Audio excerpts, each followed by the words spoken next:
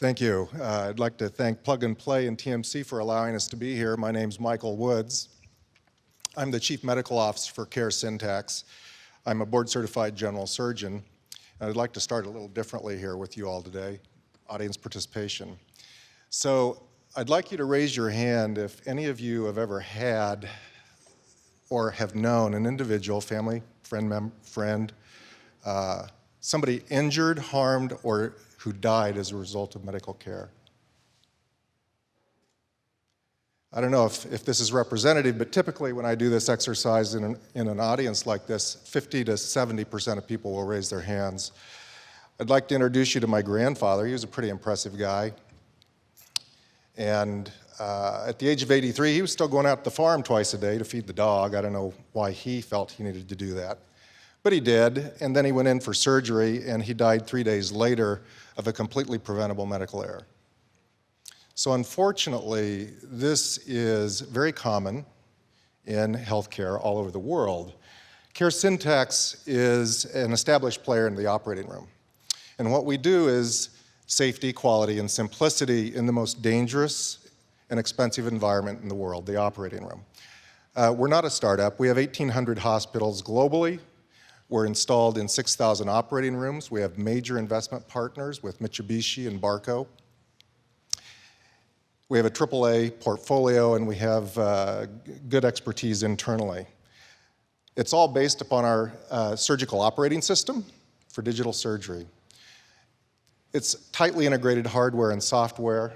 We can deliver the hardware piece ourselves, but we've partnered with Barco that owns 80% of the US hardware integration market in the United States.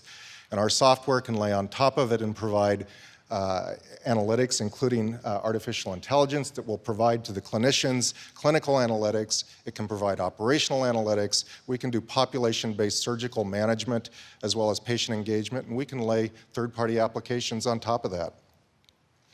Surgery is expensive, and it's expensive because often we don't understand what's going on in our own operating rooms. There's throughput issues that are expensive. A minute in the operating room can cost upwards of $175 in fixed costs per minute. So understanding your throughput operationally is important, and any error that happens in the operating room ends up resulting in 3 times the cost in terms of patient care as somebody who does not have an injury. So there's a ton of money being left on the table, unfortunately, and as we move towards value-based care, we'd like to help you guys shift that cost to a profit. Well, what do?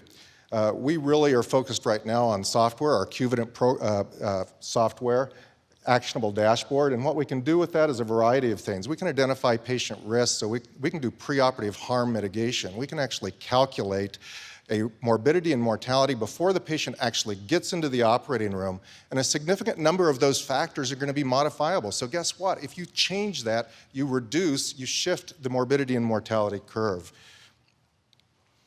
We can also capture events in real time. Adverse events like drug, device malfunction, things like that are grossly underreported, but you cannot fix what you do not measure. And so we've put this into the workflow of the operating room, and we have standardized assessment and technical feedback. There's not an NFL quarterback that would be hired in any organization if he couldn't provide video showing the technical expertise that he or she, I guess there's not many female NFL quarterbacks, but without assessments showing their level of technical expertise, and that's what we're able to do. We can actually push to them examples of cases that are exemplar in nature so that they can compare their level of expertise against documented expertise that has been previously measured. And finally, we have real-time actionable dashboards from the front line all the way up, rolling up into the C-suite, that it allows people to begin to make decisions based upon real data that otherwise has not been captured. And importantly are the registries. Registries is basically surgical population management.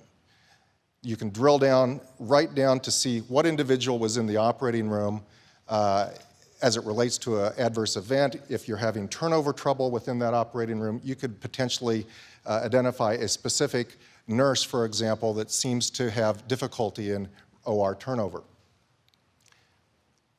I'm really excited to show you what we're going to be able to do in the very near future, which is real-time surgical technical feedback for safety. In other words, this is a green, yellow, red light system for surgeons based upon their technical proficiency.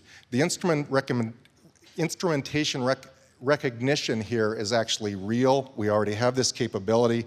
And what you're going to see here is a surgeon doing a gallbladder. He brings in a clip applier. You can see both tips, but the AI will recognize the fact that all of a sudden, oops, he doesn't see the other tip. That's a little bit of a technical issue as it relates to surgery, but he's comfortable enough apparently proceeding here. And as he applies the clip, comes back out, the machine recognizes the tips again, he's all clear. But what you'll see is he's going to go behind the structure. He can't see the structure, he can't see the tips, and he's actually warned that he should probably stop this particular maneuver. So this is real-time surgical technical safety feedback that we're building into our software at this time. So, what's the big deal? I've already shared a little bit of the punchline here. Surgery is a complex, dynamic, and dangerous environment. 70% of avoidable or of cause-specific harm deaths are related to surgery. 70%. It's the third leading cause of death worldwide, and it's the #1 reason for injury in our hospitals. And if you have an event, that case is 3 times more expensive, which is a bad place to be as we move towards value-based care. Finally, if surgery were an airline, would any of you guys go out to Hobby or Bush today? So 400,000 preventable deaths in the United States on an annual basis, probably underestimated, is the equivalent of 3 747 jets crashing every 2 days. Globally, 18 747s crashing every day. I'd be looking for an Amtrak ticket. So this is the reality of healthcare as it relates today. That's why Caresyntax is ready to solve it. Thank you.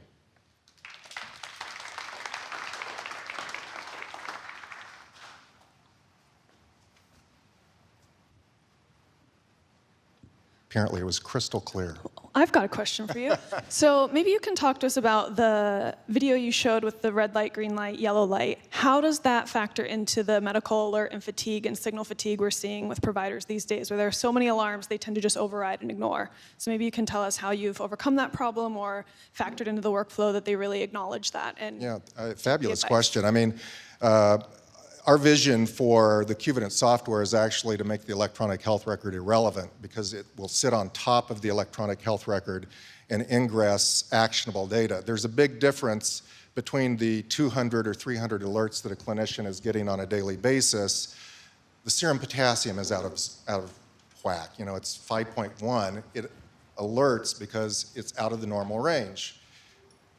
It's usually completely meaningless. The difference is what we're able to do is have the software surveil silos of data, and it sees the potassium is 5.1, but in the medication administration record, there's also an IV bag hanging that has 40 milliequivalents of potassium chloride running at 150 cc's an hour. I've just shifted the clinician's interest in doing something about that, because we've pushed something to them that has meaning as it relates to helping patient care. The red, yellow, green bit, I am getting to your question, believe it or not. We know, because of studies with the US Navy, that after 8 hours, cognition drops pretty precipitously. You're probably familiar with resident work hour limitations. All of these things are related.